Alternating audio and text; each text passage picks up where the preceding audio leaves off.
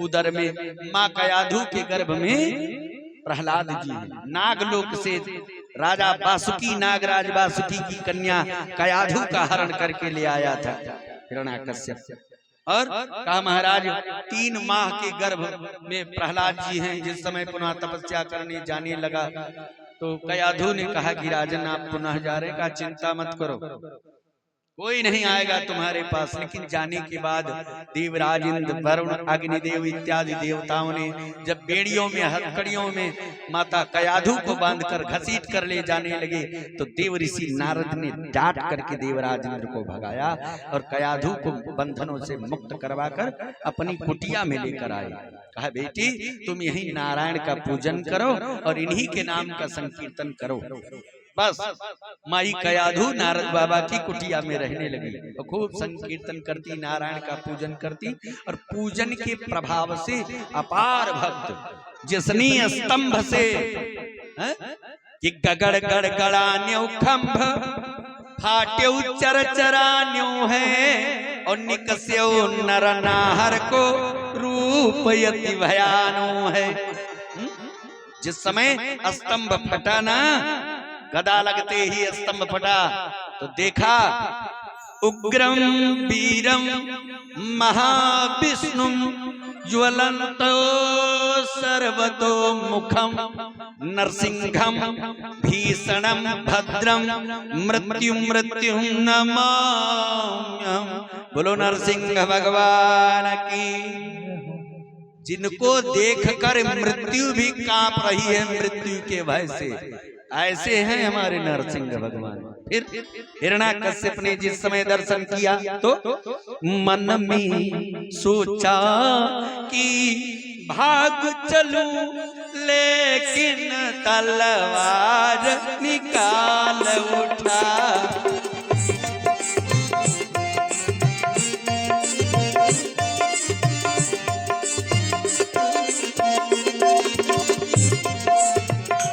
मन में सोचा कि भाग चलूं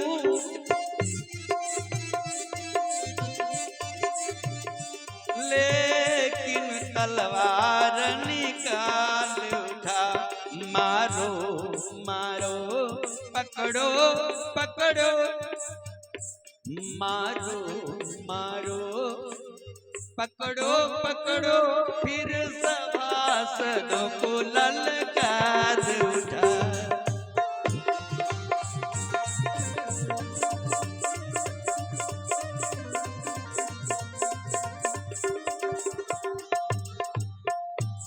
आज जिस समय कहा पकड़ लो मार डालो, लेकिन कोई वहां हो तब ना। नरसिंह भगवान को देखकर सब मूर्छित हो गए। दोनों भुजाओं को भगवान नरसिंह ने हिरण्याकश्यप की जिस समय पकड़ लिया, प्रहलाद जी हाथ जोड़कर नेत्रों से अश्रु बहाते हुए नरसिंह भगवान के चरणों को पकड़ लेते, कहते प्रभु ये मेरे पिता हैं। नरसिंह भगवान ने कहा तुम चिंता मत करो।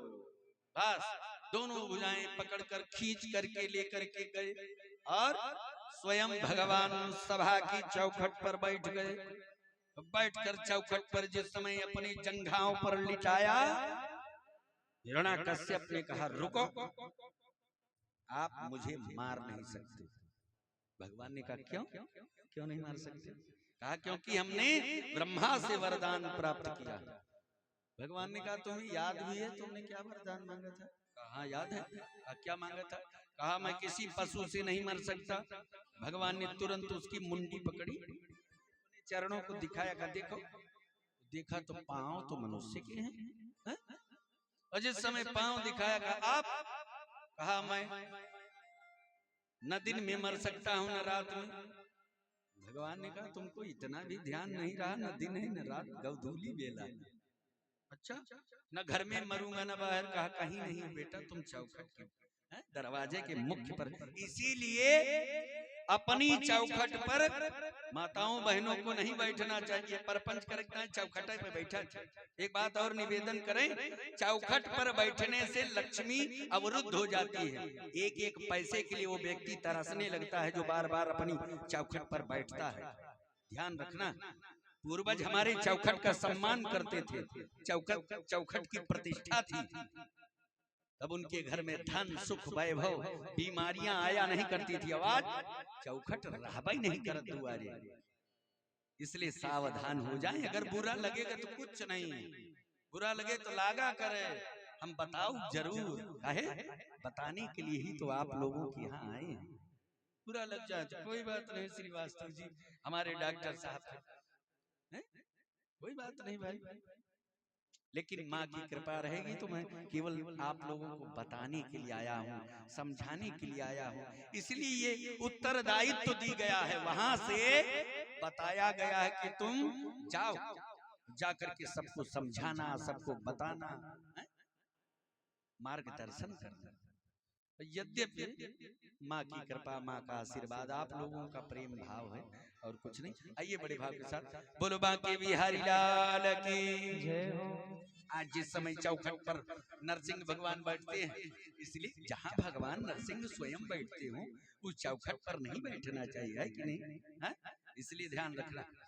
आज महाराज नरसिंह भगवान मंदिर की चौखट पार करते समय आपके पांव मंदिर का वो जो गर्भगृह है, वैसे गर्भगृह में तो प्रवेश नहीं करना चाहिए, लेकिन यद्यपि अनुमति हो गर्भगृह में प्रवेश करने की, तो चौखट पर पांव रखकर कभी प्रवेश नहीं करें, है ना?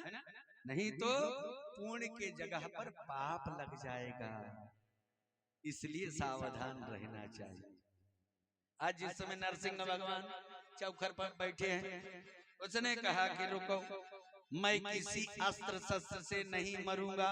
भगवान ने उसी समय अपनी दोनों भुजाओं को उठाया और जिस समय फैलाया ना, तो बड़े बड़े बघनख दिखाई पड़े। हाथ जोड़कर रोने लगा, कहने लगा कि प्रभु, हमारा तुम्हारा कोई बैर नहीं है, हमें छोड़ दो। भगवान ने कहा, पुत्र कि सब मम प्रिय सब मम उपजाए, सब मम प्रिय सब मम उपजाए, सब मम प्रिय सब मम उपजाए, सब मम प्रिय सब मम उपजाए, सब मम प्रिय मम उपजाए, सबसे अधिक मनुज मोहि भाए, सबसे अधिक मनुज मोहि भाए।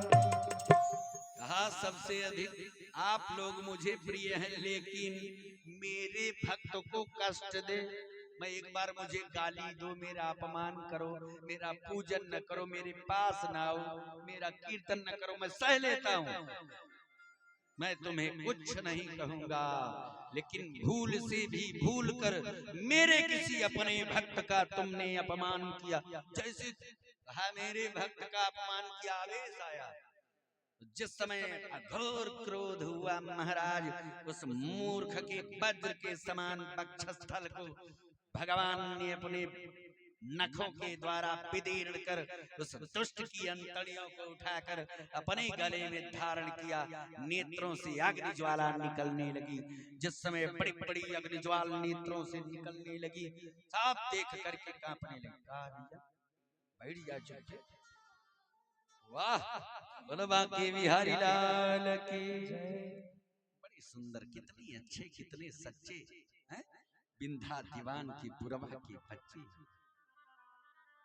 गांव सुंदर है, आप लोग धर्मात्मा जन, नहीं तो कौन कौन गांव में माई जाई थे ना, कर कर कर कर कर कर कर कर कर कर कर कर बंद ही नहीं करती, न केहू को सुनाई दिए और अपना सुने। लेकिन धन्य है आप लोग, आपके माता पिता को प्रणाम है जिन्होंने आपको जन्म दिया है।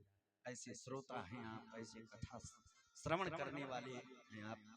हृदय में श्रद्धा हो, ईश्वर के प्रति विश्वास होना चाहिए।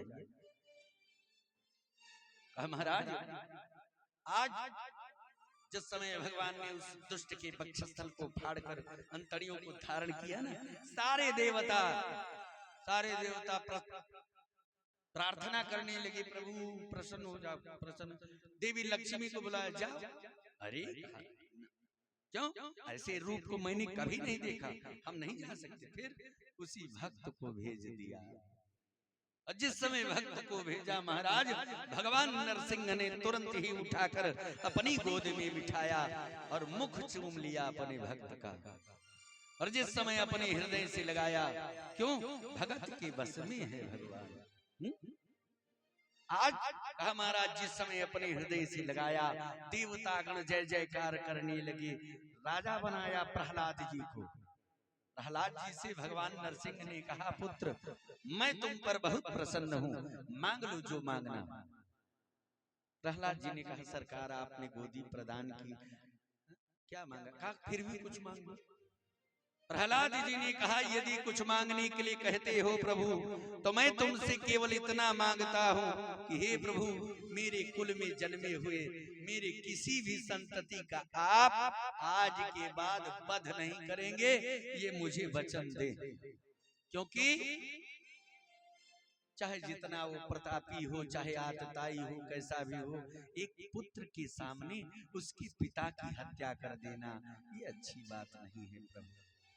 भगवान ने वचन दिया कि जाओ, आज के बाद तुम्हारे वंश में जन्मे हुए किसी भी भक्त का वध नहीं करूंगा। तो सुखदेव स्वामी कहते हैं कि हे राजन, हिरण्याक्ष हिरण्याकश्यप से प्रहलाद, प्रहलाद से बैरोचन, बैरोचन से महाराज बलि, महाराज बलि से महाराज बाणासुर, इन सब राजाओं का जन्म हुआ। सबकी अलग अलग कथा है, तो सबकी कथा आपको प्रयास यही रहेगा कि थोड़ी थोड़ी कथा आप सब लोगों को श्रवण कराई जाए। बोलो बांके बिहारी लाल की जय, यज्ञ नारायण भगवान की जय हो।